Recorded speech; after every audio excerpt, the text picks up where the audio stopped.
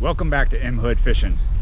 Today I'm out with Larry, and this is one of those days where it looks nice now, but earlier it was just raining buckets. It was like 80% chance of rain all day, and it's 5 o'clock in the afternoon now, and we are going to try for catfish today on Bayou St. John. We're walking up to the sluice gate. I don't hear anything. It's not making noise, so if it's not open, I don't know if we're going to stay here long.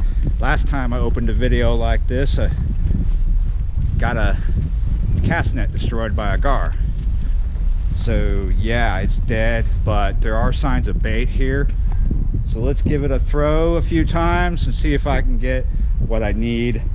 And then we're going to go down the bayou and see if we can catch some catfish this afternoon. All right, let's do it.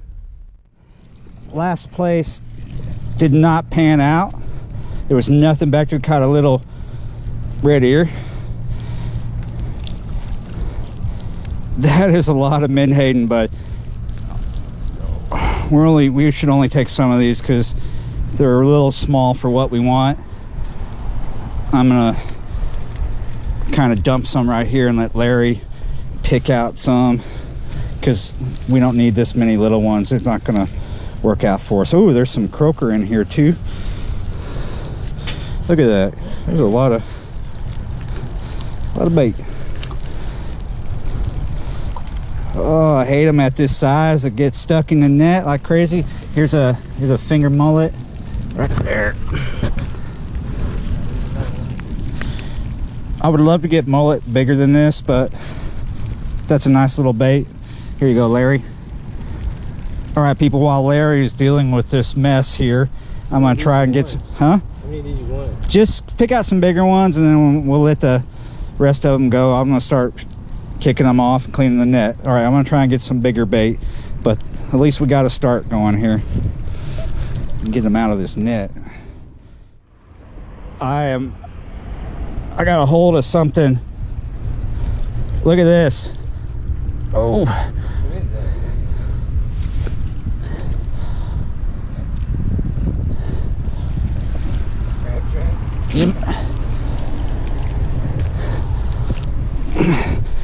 Damn.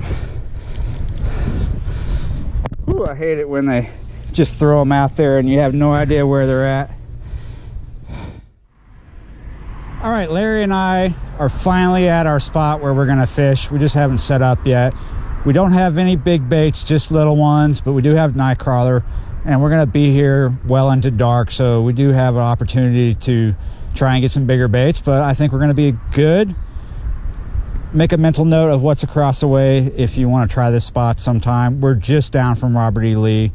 Well, we got to get set up, so let's do that. All right, so Larry and I are getting set up, and I have 2 Berkeley Fusion rods already tied up the same way, so we're going to show you one, and we're going to put night crawler on these.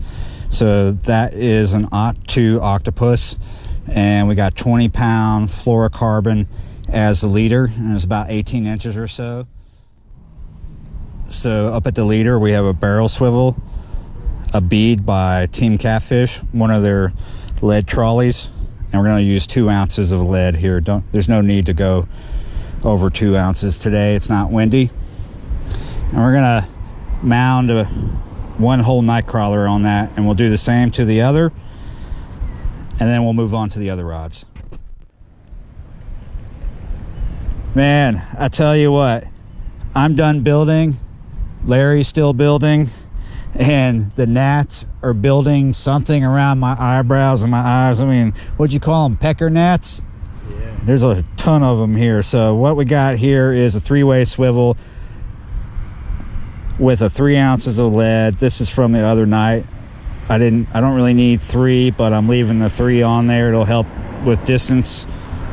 And we got over 18 inches of a leader, a little overkill here. That's a 50-pound mono leader, and that is like a Ot3, Ot4 Team Catfish hook I was using the other night. It's still sharp, so that's a piece of gill, and we're going to go with that. The other rig is similar. It was one I was using the other night in West Wego. It's still sharp, so we're going to fish it out. we got us an Ot 2 Kale by Cat Pro. Piece of bluegill, 50 pounds of leader. A little under 18 inches this time. And then we're still using 3s because that's what I had on there from the other night. I'm getting lazy. These Pecker Gnats are making me not want to be here very long, but I'm gonna be here long. Yeah. All right, I've got both my, these damn gnats, man. I got both my worm lines out. One's kind of far, one's kind of close. I'm gonna put this cut bait out kind of far, but not in their backyard across the way. Straight out. Damn near the middle there.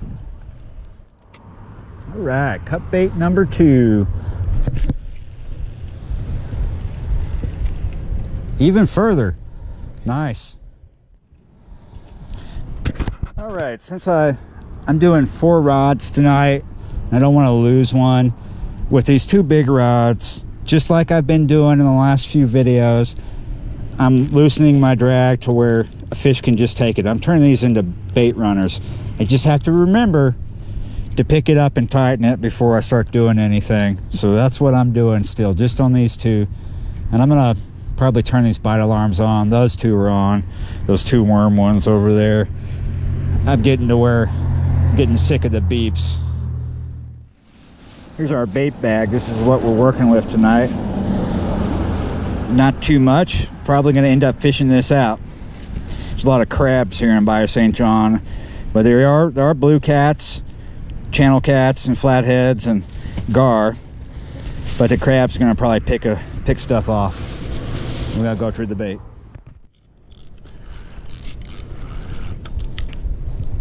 Yes, this feels like a nice fish. Tighten my drag. This is on a night crawler.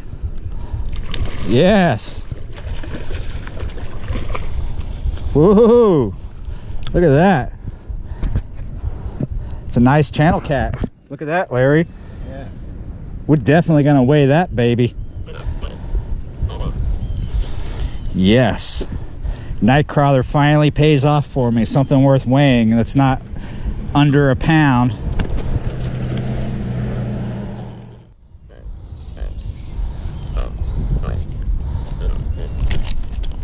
Settle down. All right.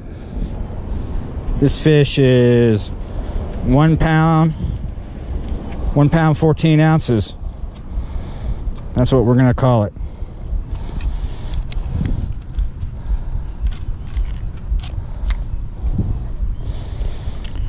Pretty nice little channel cat. Hopefully they get bigger tonight. All right, we're gonna let this one go.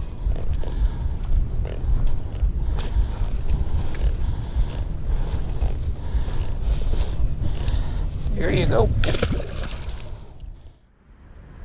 Let's see if they run across any of our lines. Yep, thanks for coming right over my swim.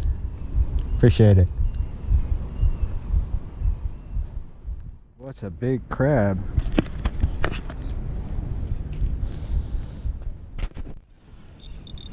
Well, you got something, dude. Ooh.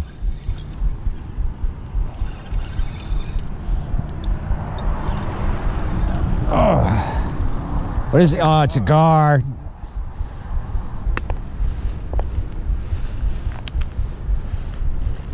He's not, I don't think he's big, right? I can get him with this net if you can get him close to me. Whoa.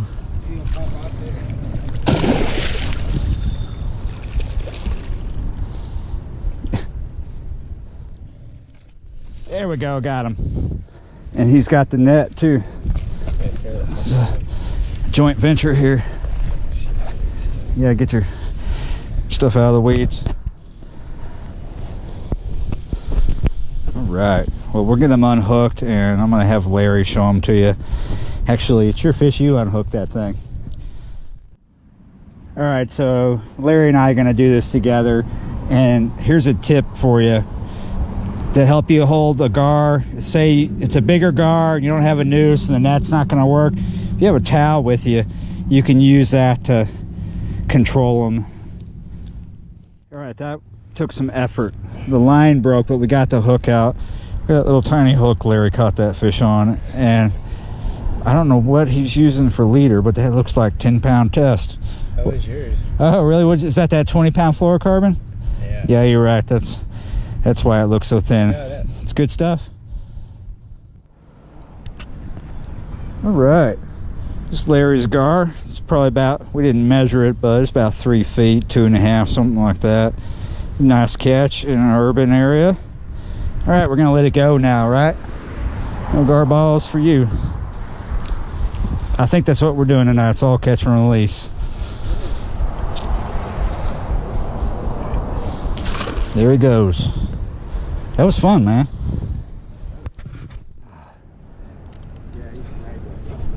I had a, yeah, something hit this and now he's got me into structure. Here we come. Yeah. Oh, he got off. They're the bite alarms that I use. Ooh, look at this fish. They're not expensive. These are the cheaper ones. You can get them on Amazon. Look at that nice little channel cat. Swallowed the hook. They're like 12 bucks a piece. Oh, that's not bad. Something like that. No, it's not. With the pole? No, you got to get those separate.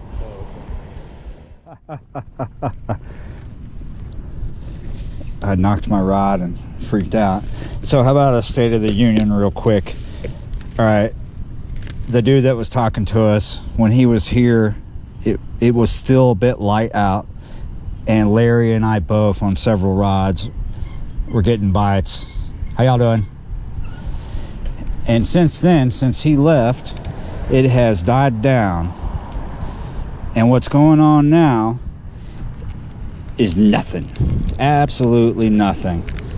So what we have found since we've been here is about anywhere from 40 feet to 60 feet out in front of us, there's a lot of what seems to be concrete slabs.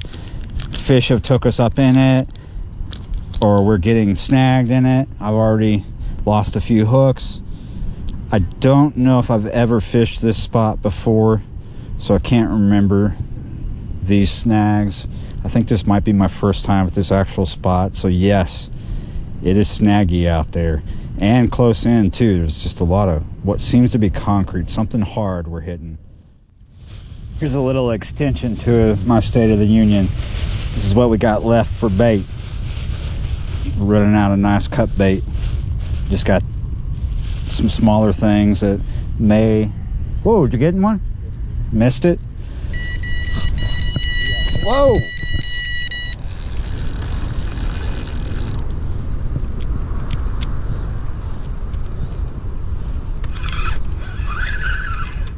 That had to have been a gar. This is on one of the worm lines, and it is going, oh no! Dang! Ah! Oh, I was just looking at my friend's text from Wisconsin. I was looking at your text, Tom, and this bite alarm went off, and it felt big, and then he just let go. All right, people, it is definitely past 10 o'clock, and about 30-45 minutes ago, we just started to like get nothing but runs by gar, and we're not really here to catch gar. So we did get like maybe a catfish that came off, as you saw. Other than that, not much has happened since you last saw that. And now we're just gonna give up and go because it's been dead. We haven't had any serious bites except for a little run here and there from a gar. And like I said, that's not what we're here for. So it's past 10. We're out of here. See you next time.